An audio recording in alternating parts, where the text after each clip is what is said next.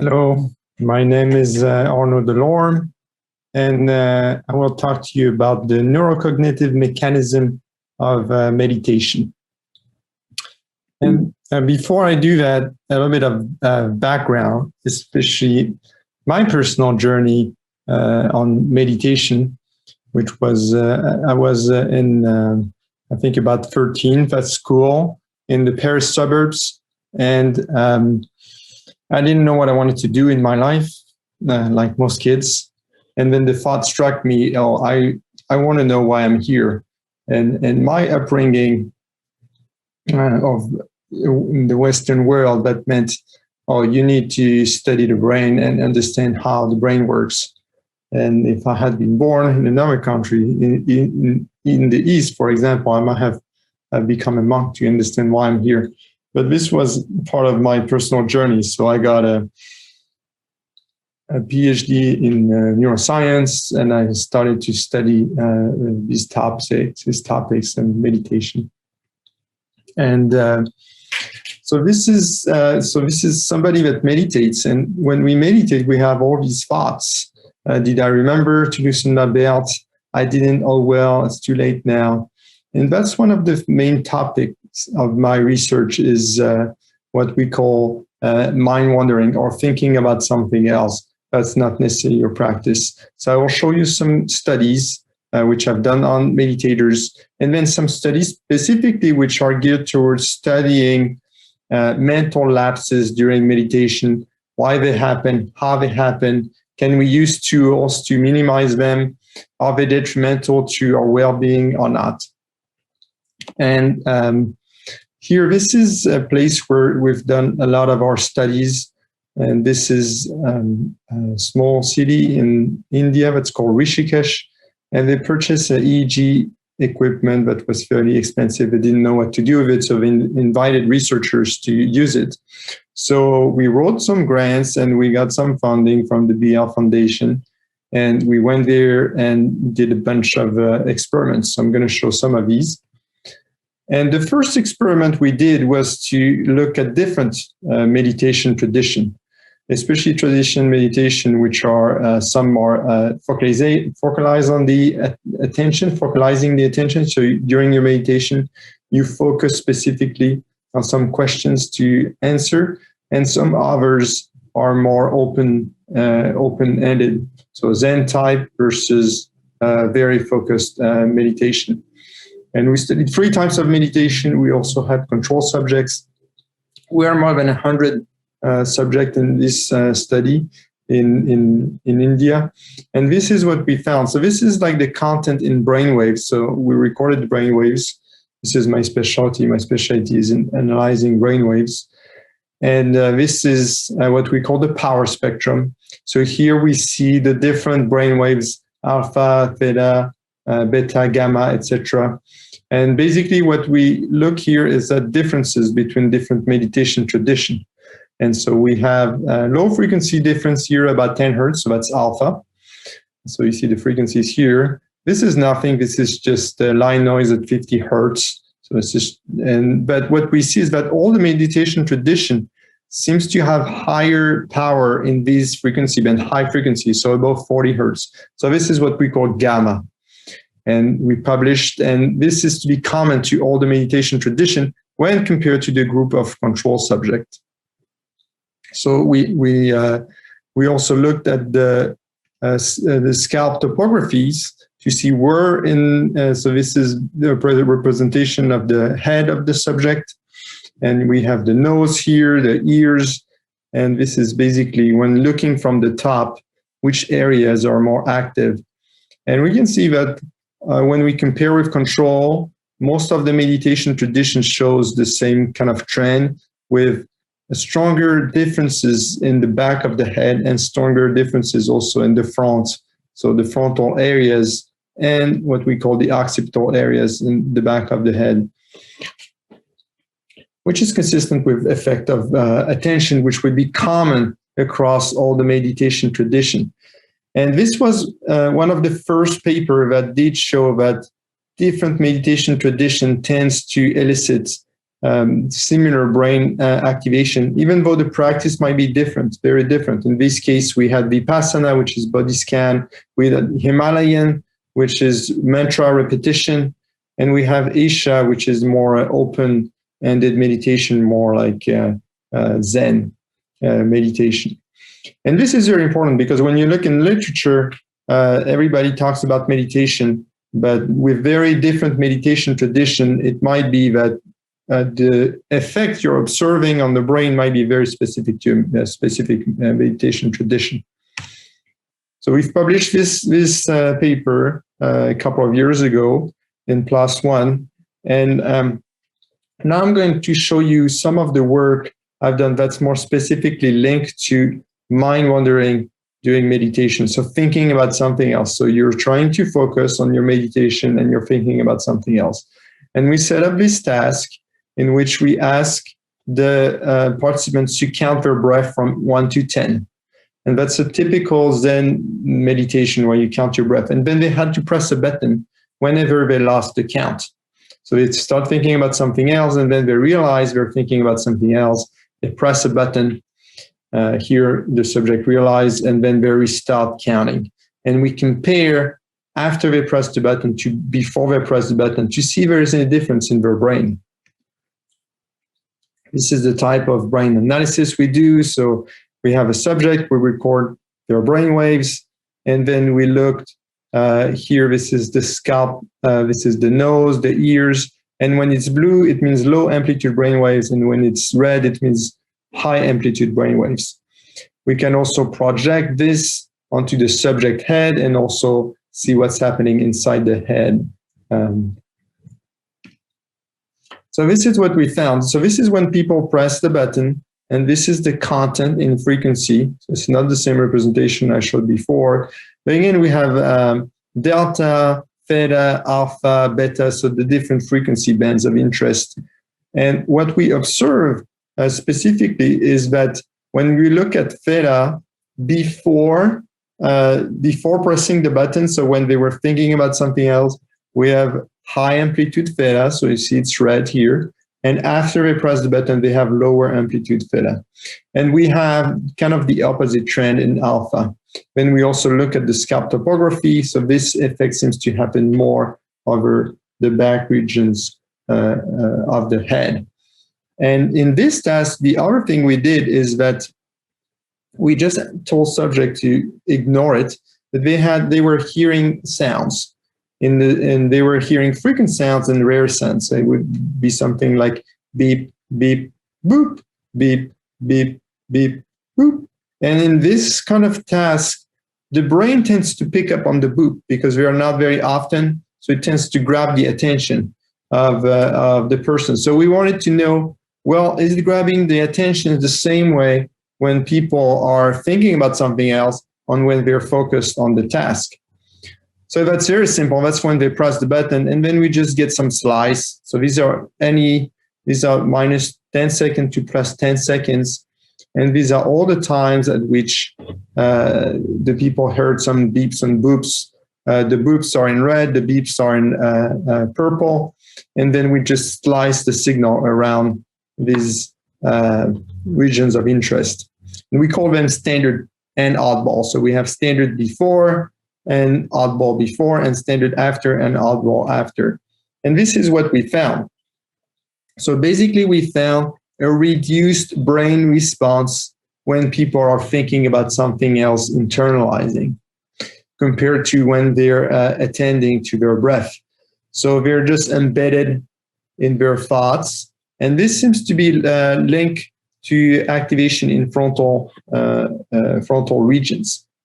So this was very interesting because this shows that this effect of thinking about something else is very similar to low level of alertness when people were start to fall asleep. So there is a strong parallel here with level of alertness. So in this experiment, what we found is that we found increased theta and decreased alpha when people are mind wandering, and that's coherent with previous report. And we also found activity, so what we call event-related activity that's associated with drowsiness when they're mind-wandering. This is where we published the article. We're actually on the journal cover. And this is a subsequent experiments we've done. And here it's slightly different. So now we don't ask people, it's not self-paced in the sense people just press the button whenever they think they've lost the count. Now we ask them, well, what's your level of concentration right now? So we ask meditators to meditate, and every about 2 minutes, we ask them, okay, what's the depth of your meditation? What's the depth of your mind wandering? How tired are you right now? So we can test also the drowsiness. So first experiments was what we call self-caught mind wandering. And this is what we call probe caught, where we send some probes. So this is a different type of mind wandering study. We had 24 subjects, 12 experts, and 12 naive subjects. And what we do is that we looked at the time, the 10 second, the brainwaves, the 10 second that precedes the questions. And the idea is that we're going to look at the questions, and we're going to look when people say, well, they were in real deep meditation, what's the difference in their brain before they press the button? So we have a section where they're mind-wandering, section where they're deeply meditating, and that's determined based on their response to the question. And what we found is that we have higher activity in the theta frequency bands. So that's the 5 hertz frequency band. And what we also observed is that the experienced meditators were much better at having high-depth meditation compared to novice meditators. The novice meditators will spend as much as mind-wandering as high-depth meditation, while the experienced meditators spend much more time in high-depth meditation. And it might seem obvious. When you're more experienced, you're going to be better at doing high-depth meditation. But to our knowledge, it's one of the first experimental evidence that this is the case. So it's not anecdotal report. This is actually statistical analysis that shows that experienced meditators do spend more time in higher depth meditation. It doesn't necessarily mean that as you meditate longer, you're going to spend more time in high depth meditation. It is possible that these people self-select. In other words, among the novices here, only the one we can stay in high depth meditation will continue to meditate, and then you'll have this trend. But other studies tend to suggest that's not the case, and that the rate of mind wandering seems to decrease with meditation experience. So what's interesting with the frontal midline activity is that this is strongly linked to working memory. So if I ask you to remember numbers, for example, the number of numbers I ask you to remember will be, the activity in this region will be proportional to the number of numbers I ask you to remember. So if I ask you to remember 10 numbers, I'm going to have much more theta activity in this region than if I ask you to remember 2 numbers. Also in this region, what's very interesting is that it's linked with conflict monitoring.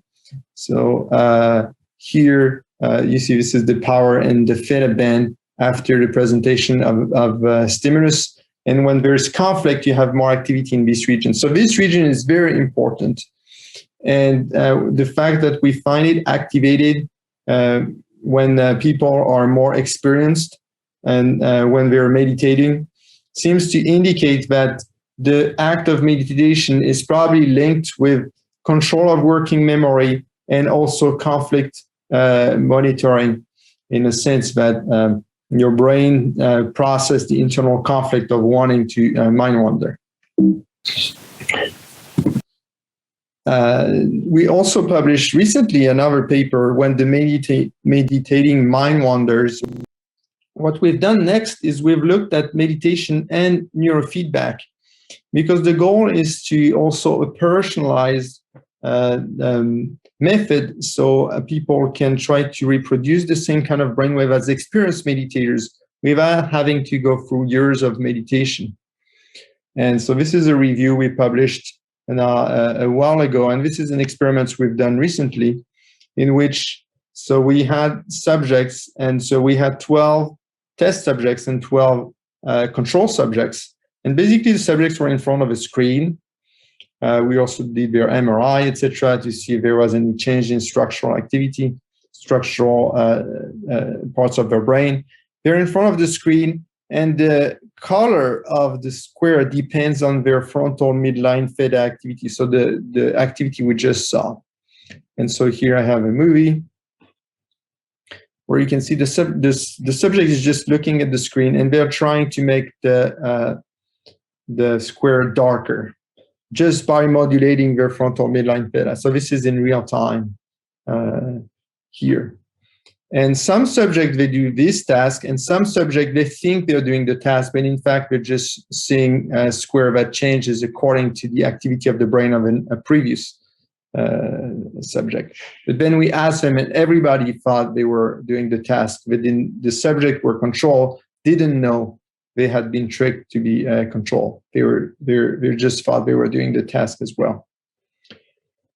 And so we have a bunch of tests before, and they do 8 sessions of neurofeedback every day for about 2 weeks, and then we have new attentional tests at the very end. So what we found is over the 8 sessions, the people were actually doing the task were nicely upregulating the activity in frontal midline theta. So they were actually able to upregulate the activity in these regions in the frontal midline theta, while the people who were controls, who thought they were doing the task but were not actually controlling anything, didn't show the same trend. When we looked at the pre and the post task, what we found, and we had a task called the 2-back task. So I show you letters, and you have to press a button whenever the letter you just saw is the same that was letter that presented 2 back. And this is like a memory task and conflict monitoring as well, because you have letters presented all the time. And what we saw is that people who got neurofeedback got better at the task. But this wasn't the case for people who didn't get the real neurofeedback, who got the sham neurofeedback. So we did show that training this activity here in the frontal midline theta seems to improve on this specific task. Also, something very important is that the strategy we told people is try to get into a meditative state to try to generate this frontal midline theta. So we think it's likely that the theta activity they generated might have been similar to the one that we observed in the experienced meditators. There's other papers that try to explain how the meditative mind wander. So you have concentration, so you're focused on your meditation. You start to mind wandering, and so other brain areas get active. So these are brain areas of the default mode network. Then you become aware you're thinking about something else. You redirect your attention, and then you go back to concentrating. And so that's the basic cycle people have been working on, and that we try to unravel in the experiments we're doing. I'm also, to finish here, to sum up, I'm also doing another set of experiments with more link with some of the experience that some experienced meditator reports. So there was an interesting talk by Mathieu Ricard, was one of the translators for the Dalai Lama, the first international symposium on contemplative research in Denver, and he was recalling the story of this experience of telepathy with his guru, his teacher. And he was saying this was very natural. It was not like suddenly there was vibes, very strange light coming in the room. It was just like a joke. So his teacher told him something about his childhood, and he was stunned because he had never talked to him about that. So I was asking neuroscientists here, which were very prominent neuroscientists, just ask me an explanation. So that's also something we're interested in. Also, we did a survey here on about 1,200 individuals, and what kind of experience did they have during their meditation? And more than half said they've experienced clairvoyance and telepathy, connection with their teacher and guru that's beyond space and time. So of course, it doesn't mean that it's real. It's just something they experience. But we think it's worth studying and looking into with an open mind. So I want to thank you for your attention, and I hope you've enjoyed this presentation.